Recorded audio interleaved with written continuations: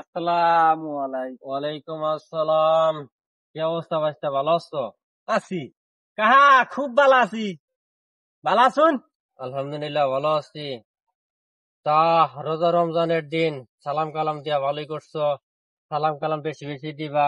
জি কাকা, জি কাকা, হ্যাঁ হ্যাঁ, মানুষের সাথে ভালো ব্যবহার করবা। জি কাকা। রমজান মাস হলে কি রহমতের মাস, বরকতের মাস। আহ, এই সময় আল্লাহর কাছে যা চাইবা তাই দিব।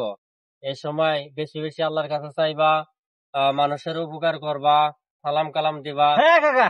বেশি বেশি নামাজ কালাম পড়বা। তাতে আল্লাহ জীবনের গুনাহগাতা মাফ করে দিয়া জান্নাতের ফয়সালা করে দিব। ওরে কাকা, দিয়েন রে। আচ্ছা ভাইস্তা, তাহলে রোজা টোজা কিরকম রাখতেছো? রোজা তো রাখতেছো ঠিকঠাক মতো? না, আমারও না সমস্যা।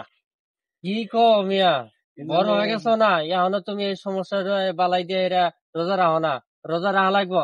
রোজা না রাখলে আল্লাহ পাপ দিব, জাহান্নামে নিক্ষেপ করবো। তো এই সমস্ত কাজ করা যাবে না। ঠিকঠাক মতো রোজা রাখবা। দেখো 11 মাস তো খানা পিনা খাওয়াবি, এই সময় তো আর বাধা নাই। এই একটা মাস না খালি কি হয়? তারপরে তো সকালবেলা সিহরি খাইতেছ ভোরবেলা, আবার ইফতার করতেছো মাঝখানে একটা বেলা। এইটুক ই করলে শরীর স্বাস্থ্য ভালো ঠিক আছে থাকবে, কাকা, আমলটাও ভারী হইব।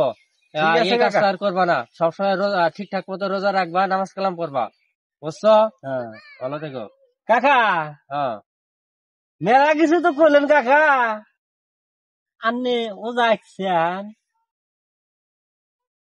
তোমার বয়স হয়ে গেছে গা, বুঝতেছই তো। আর পেটের অবস্থা ভালো না, এই জন্য রোজা রাখতে পারি না আমি।